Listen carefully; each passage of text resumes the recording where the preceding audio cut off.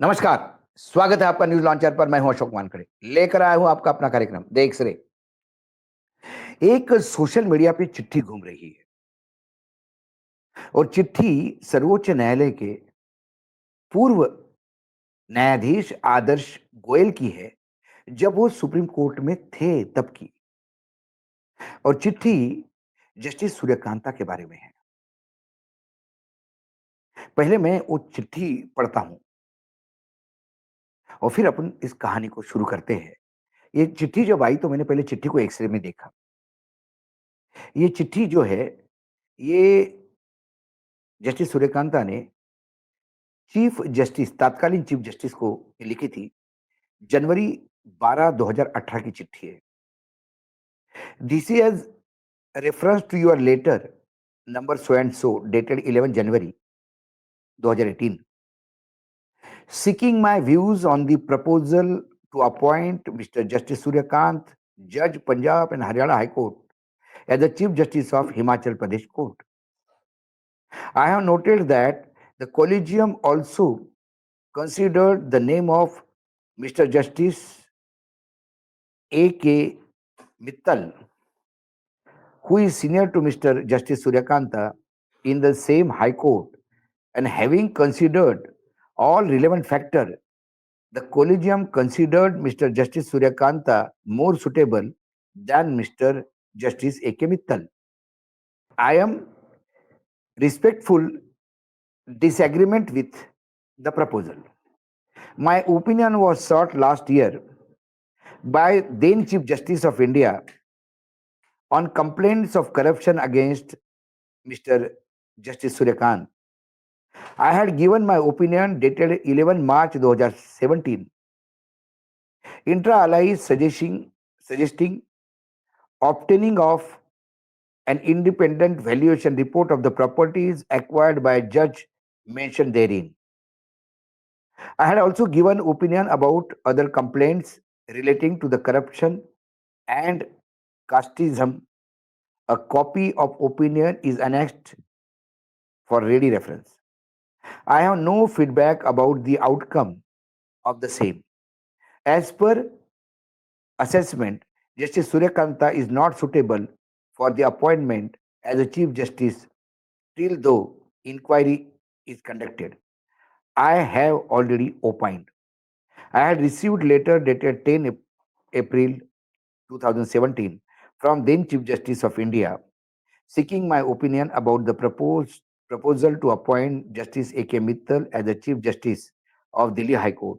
I gave my opinion, and then Chief Justice of India, being from the same parent High Court, was more conversant with the comparative merit and suitability of both the judges.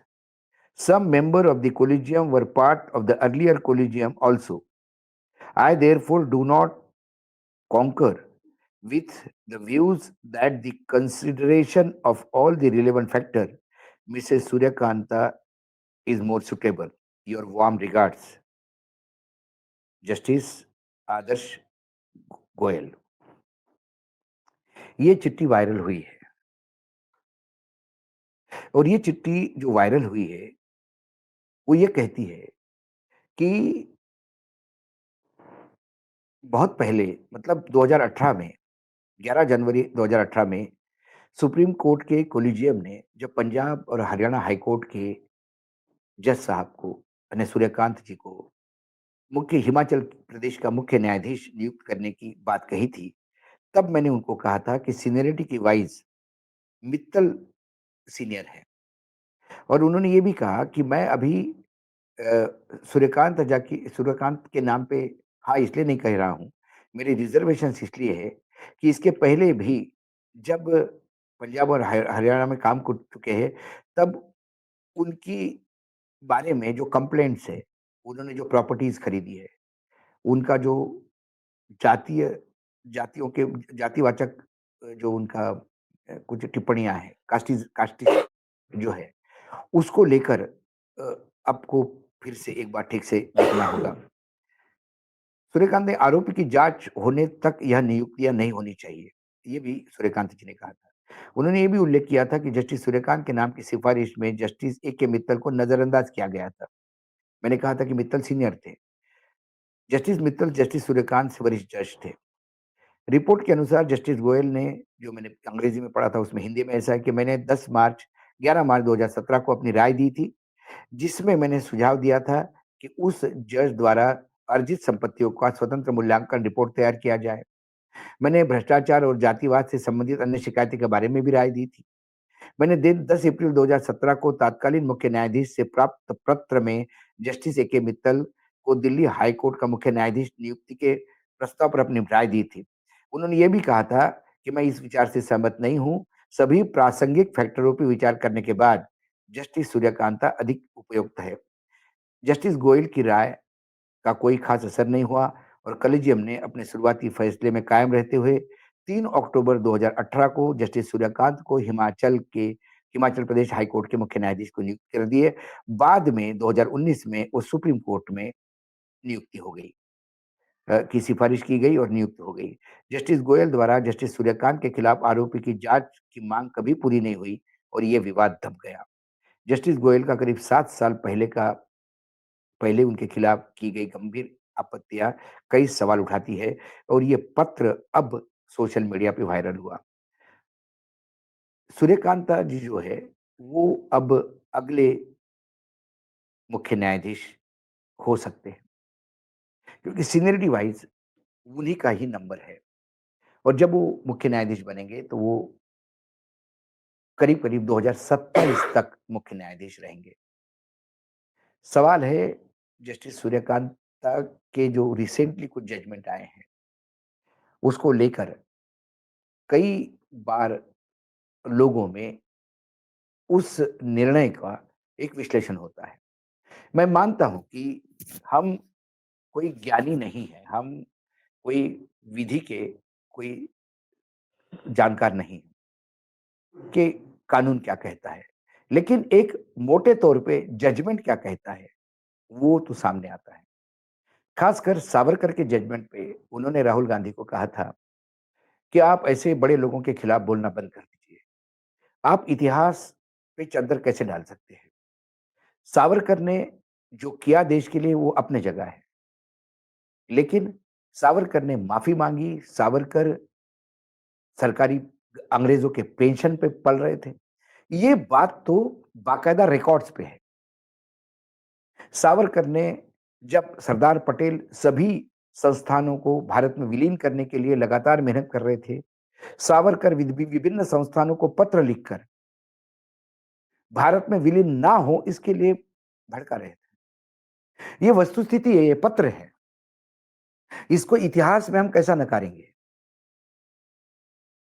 और महात्मा गांधी ने यदि अपने पत्र में you are obedient लिखना, ये शिष्टाचार हो सकता है। लेकिन मैं अंग्रेजों को माँ-बाप मानता हूँ और मैं अंग्रेजों के पेंशन पे रहूँगा, मुझे पेंशन मिलनी चाहिए और मैं अंग्रेजों के लिए सेवा करने को तैयार हूँ, मैं उनसे माफ़ी माँगने को तैयार हूँ। इसका आप तुलना योर ओबीडिएंट से नहीं कर सकते हैं। शिष्टाचार और आपका समर्पण, ये 2 अलग-अलग बात है। महात्मा गांधी गोलमेज कॉन्फ्रेंस में भी जाते तो नमस्ते करते थे। तो इसका मतलब उन्होंने हाथ जोड़ लिए, इसका मतलब उन्होंने समर्पण नहीं किया। वो भारतीय संस्कृति का एक शिष्टाचार है। तो जस्टिस सूर्यकांता का जो वो टिप्पणी थी, वो सही में इतिहास से लेके तमाम चीज़ों पे सवाल उठाते हैं। जज साहब को ये देखना है कि सत्यता क्या है। राहुल गांधी ने कहा कि उन्होंने माफी मांगी, क्या माफी मांगी, नहीं मांगी, ये देखना था। लेकिन वो राष्ट्र के प्रति समर्पित थे। आपने ऐसे लोगों को, आप महात्मा गांधी को भी ऐसे कहोगे, महात्मा गांधी ने भी ये बातें कह के फिर आप दलील दे रहे हैं, फिर आप न्याय नहीं कर रहे हैं। कई सवाल उठ रहे हैं सूर्यकांत जी के निर्णय को लेके,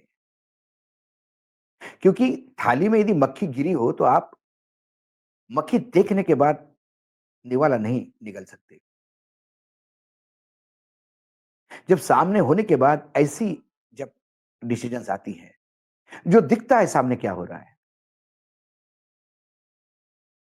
उसके बाद फिर न्यायपालिका पे जो अथाह विश्वास है, उस विश्वसनीयता पे फिर प्रश्न चिन्ह लगते हैं और न्यायपालिका के विश्वास पे जब प्रश्न चिन्ह लगता है, तो फिर संविधान खतरे में आता है क्योंकि न्यायपालिका संविधान की कस्टोडियन है। जब मैं एक तरह से ये पत्र देखता हूँ, तो क्यों आदर्श गोयल के उस आरोपों की जांच नहीं की गई?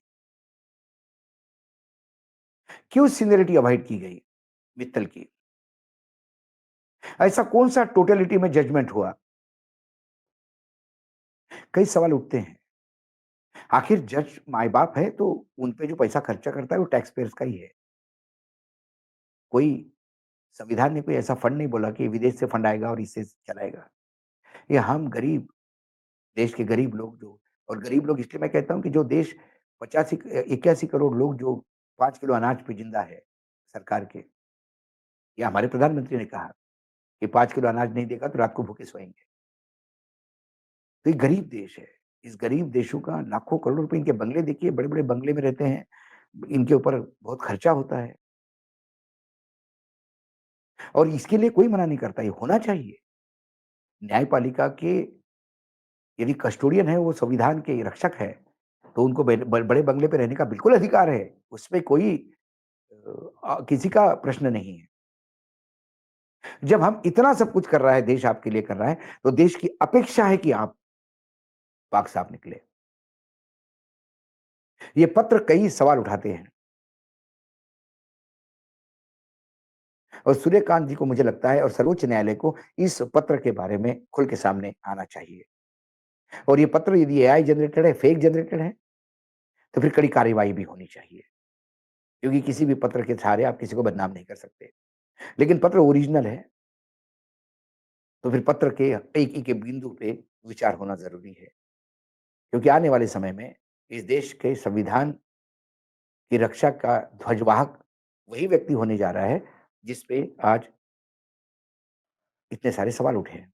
एक सिरे से मैं देखता हूँ तो मुझे बहुत सारी चीज़ें बड़ी आश्चर्यजनक भी लगती है, दुःख भी होता है और फिर एक डर भी पैदा हुआ है। आज एक सिरे में इतना ही, कल फिर आता हूँ किसी विषय के साथ, तब तक के लिए नमस्कार, देखते रहिएगा न्यूज़ लॉन्चर।